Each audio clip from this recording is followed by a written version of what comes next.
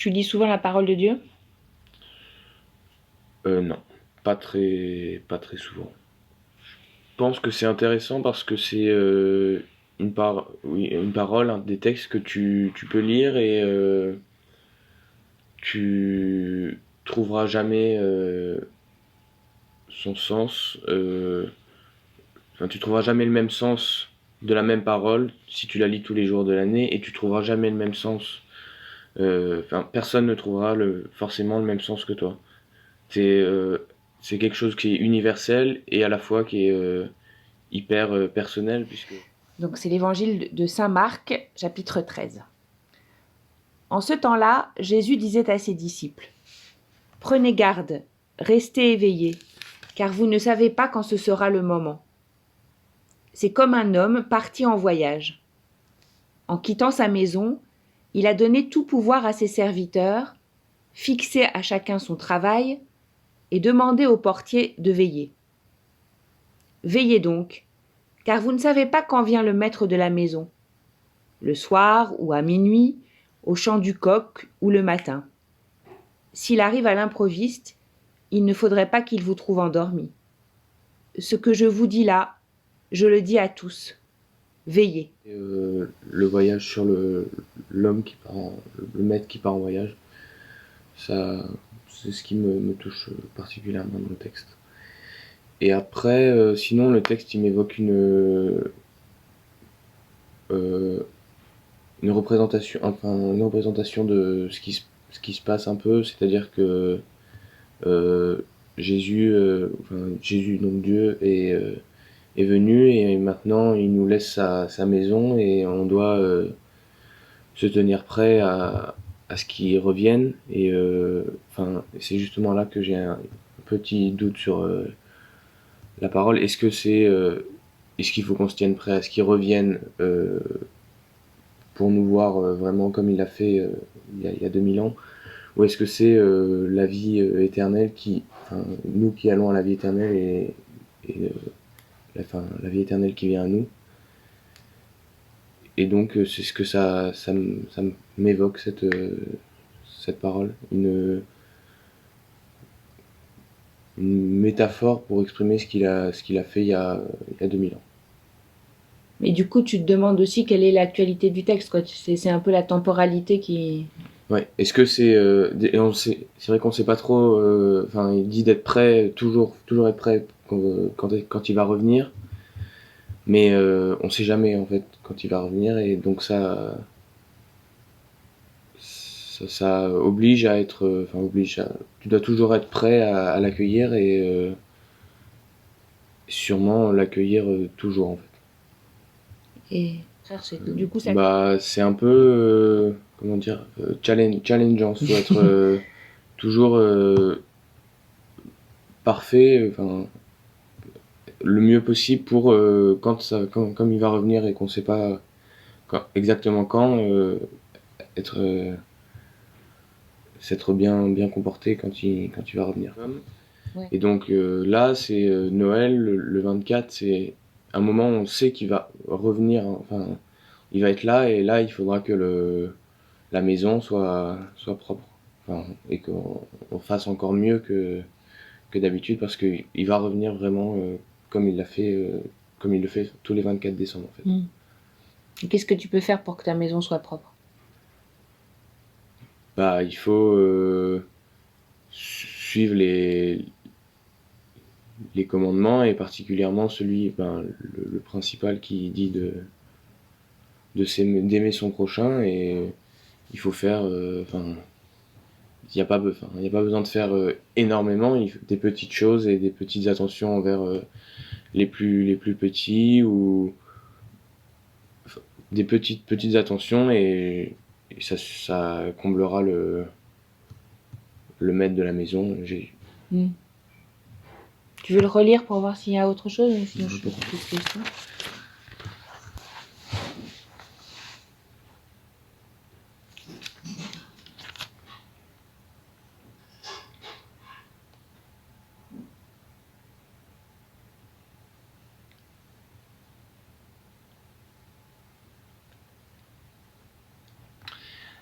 Il insiste dans le texte, il y a 2 fois, il parle d'y rester éveillé et il ne faudrait pas qu'il vous trouve endormi. Donc ça veut dire que vraiment, il faut pas qu'on se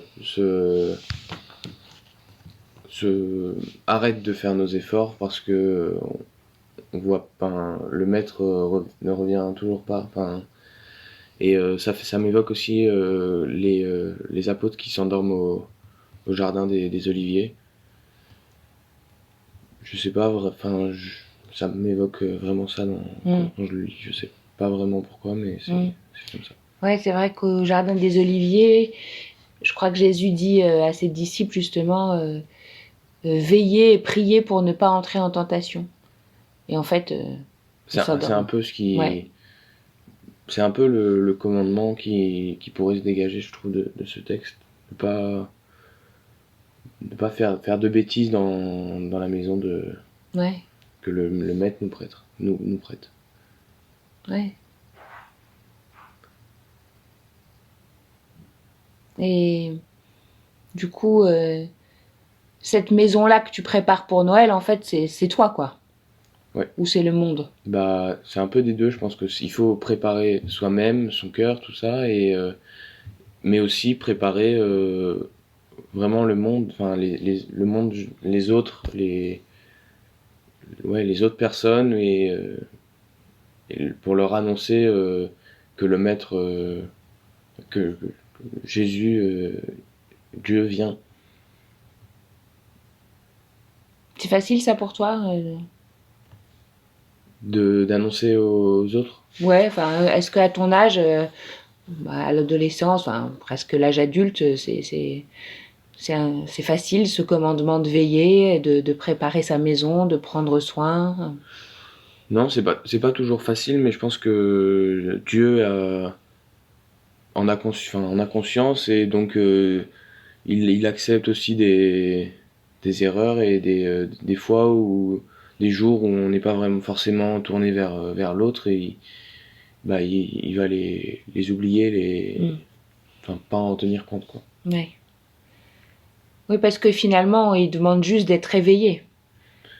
Est-ce que dans ce texte-là, il nous dit d'être parfait ou d'être...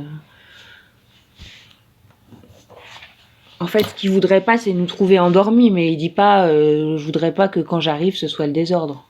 Oui, il dit qu'il nous donne vraiment le pouvoir. Il dit il a donné tout pouvoir à ses serviteurs. Donc je pense, ça m'évoque qu'on est libre, on est toujours libre de faire ce qu'on veut. C'est-à-dire si j'ai pas envie d'aller voir mon prochain ou de l'aider, rien ne m'oblige à le faire. Il faut juste que, enfin, le plus important, c'est que quand le maître arrive, je sois pas en train de dormir. Et Ça t'arrive de dormir? ouais, je pense que quand il dit dormir, c'est-à-dire garder pour soi la parole de Dieu. C'est pas aller la répandre, mais sans plus que ça, pas aller donner d'amour et pas aller s'occuper de quelqu'un d'autre. Oui, c'est ça.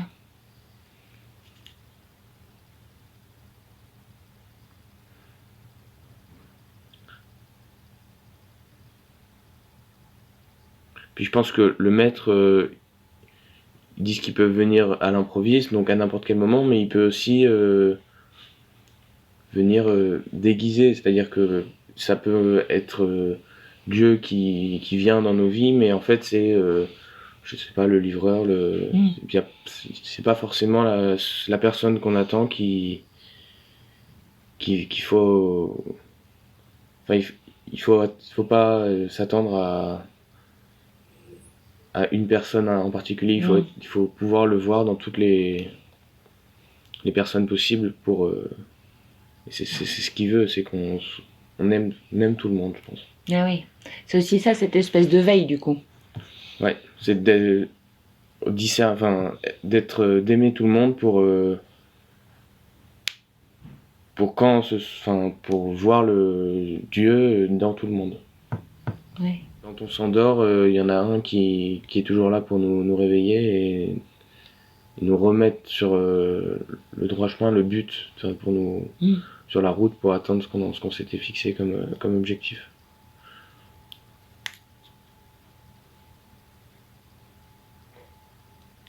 Est-ce que tu as une intention de prière particulière pendant ce temps de l'Avent, là, où il y a la suite de la lecture de ce texte?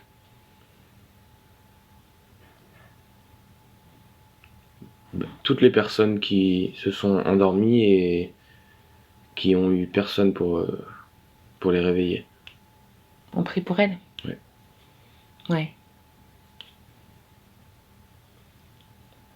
Tu veux qu'on dise une prière? Si tu veux, pourquoi pas. Laquelle? Je vous salue Marie. Je vous salue Marie, pleine de grâce, le Seigneur est avec vous. Vous êtes bénie entre toutes les femmes, et Jésus, le fruit de vos entrailles, est béni. Sainte Marie, Mère de Dieu, priez pour nous pauvres pécheurs, maintenant et à l'heure de notre mort. Amen. Au nom du Père, du Fils et du Saint-Esprit. Amen. Merci beaucoup et merci de me tenir éveillée. De rien.